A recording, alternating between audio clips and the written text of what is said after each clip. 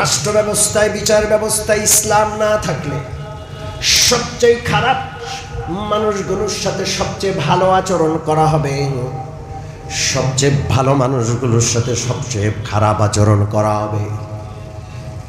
গত 16-17 বছরের সাক্ষী, আল্লাহওয়ালাদেরকে জঙ্গি বলে ধরা হতো, নাটক সাজায়া তাদেরকে গুলি করে দেওয়া হতো। ঠিক কি ঠিক না? সবচেয়ে ভালো মানুষগুলোকে সবচেয়ে বড় জুলুম করা হতো, অবিচার অন্যায়ের শেষ সীমা তাদের সাথে করা হতো।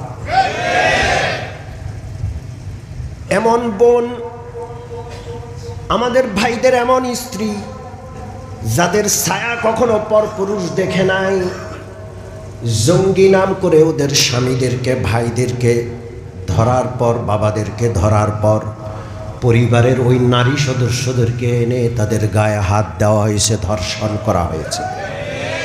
কোনো বিচার হয়নি এখন পর্যন্ত। একদিন বিচার হবে। কে করবেন? জোরে বলেন কে?